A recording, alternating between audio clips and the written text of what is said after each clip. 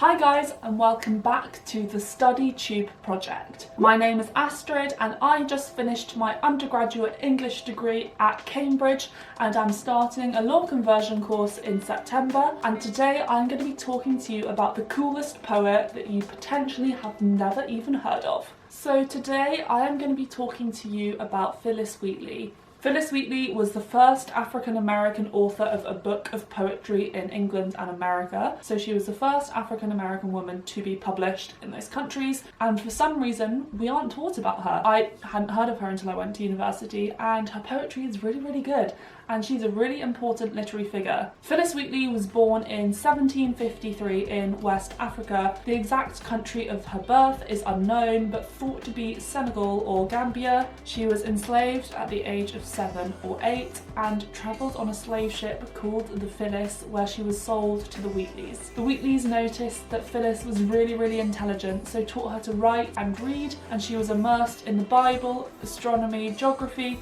history, British literature, particularly John Milton and Alexander Pope, and the Greek and Latin classics of Virgil, Ovid, Terence and Homer, and you can see these influences all the way through her poetry. What's really astonishing is Phillis Wheatley published her first ever poem at the age of 13. That is insane. Her poem, an elegiac poem on the death of that celebrated divine and eminent servant of Jesus Christ, the Reverend and learned George Whitefield, brought her widespread fame. By the age of 18, Wheatley had gathered together a collection of 28 poems, but they struggled to get the text published in Boston. Many colonists found it really difficult to believe that an enslaved person was able to write such excellent poetry, so Wheatley basically had to defend the authorship of her own poems in court. Let's take a moment to take that in, that she had to defend her ability to write poetry. Boston luminaries concluded that she had in fact written the poems ascribed to her and signed an attestation which was included in the preface of her books of collected poems. So basically when you opened her book, the first page is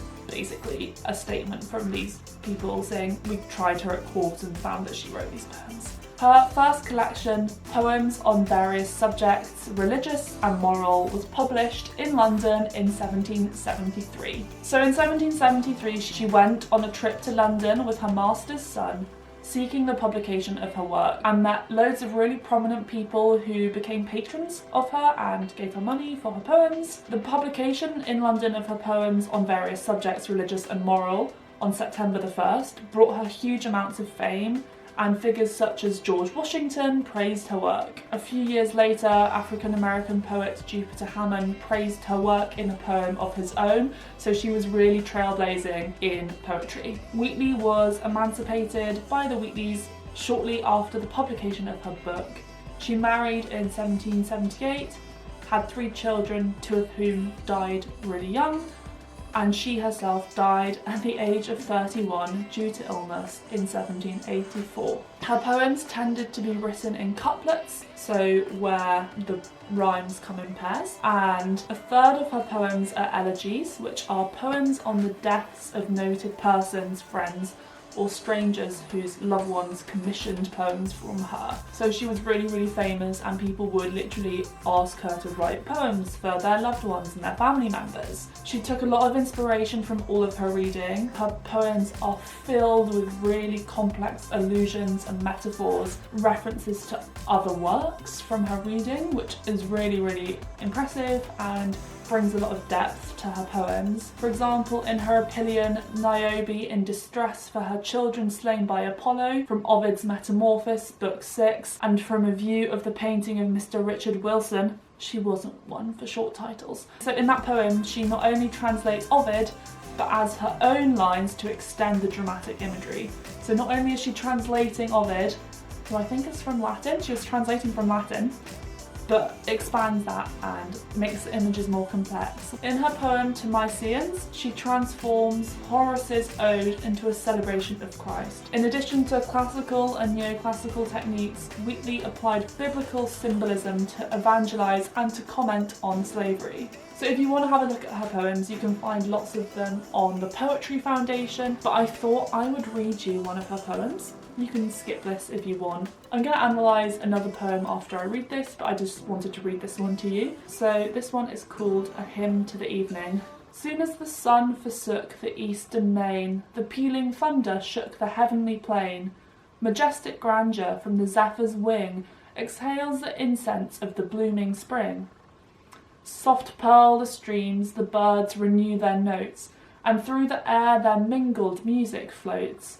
Through all the heavens what beauteous dyes are spread by the west glories in the deepest red. So may our breasts with every virtue glow, the living temples of our God below, filled with the praise of him who gives the light and draws the sable curtains of the night. Let placid slumbers soothe each weary mind, at morn to wake more heavenly, more refined. So shall the labours of the day begin more pure, more guarded from the snares of sin.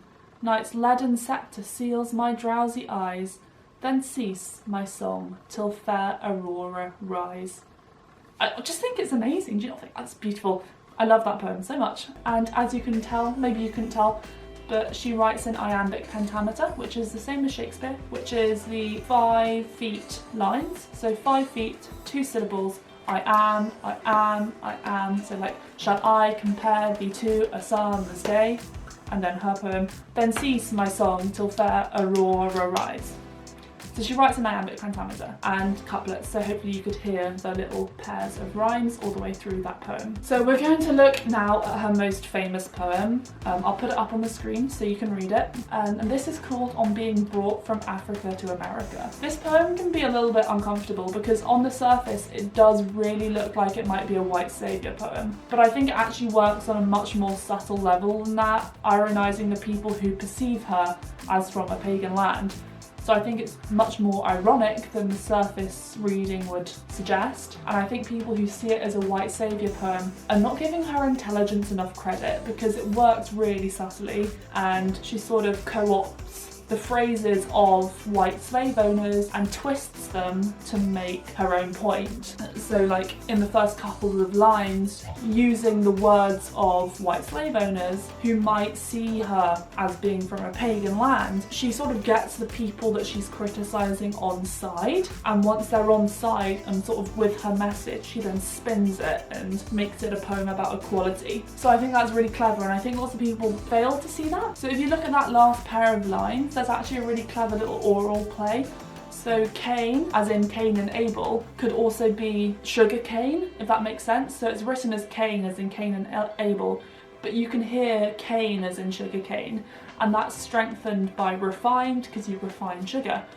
So she's sort of playing with sonic things and sonic textures through this poem. And if you look at Remember Christians, Wheatley in that penultimate line places Christians and black people, who white people at the time might have seen as different categories, on the same level because that comma makes it into a list. So on the surface it might look like a subordinate clause as in I am addressing you, the Christians. So it could be that she's addressing Christians, as in remember Christians, I'm speaking to you, the Christians, and then black people become a subordinate clause, but that's not the case, I don't think, because I think it works much more as a list, and the commas do that, where it becomes not two different things but the same thing, and both Christians and black people can be as black as Cain and can be refined and join the angelic train. So that comma works really cleverly because it makes those two things equivalent rather than separate. So this poem is used to argue that all people, regardless of race, are capable of finding salvation. She taps into the common humanity that lies at the heart of the Christian doctrine to pose a powerful challenge to racism in America.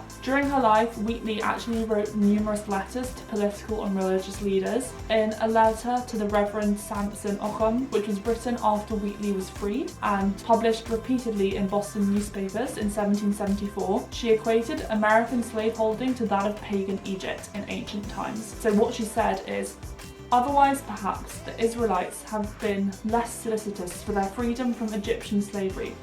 I don't say that they would have been contented without it, by no means. For in every human breast, God has implanted a principle which we call love of freedom.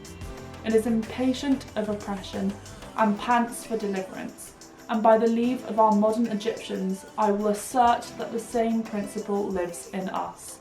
So guys, that was a quick introduction to Phillis Wheatley. I hope you go and check out some more of her poetry. You can find lots of it, as I said, on Poetry Foundation. Please also do check out my YouTube channel if you want to, and I hope you enjoyed that video, and I'll see you all soon.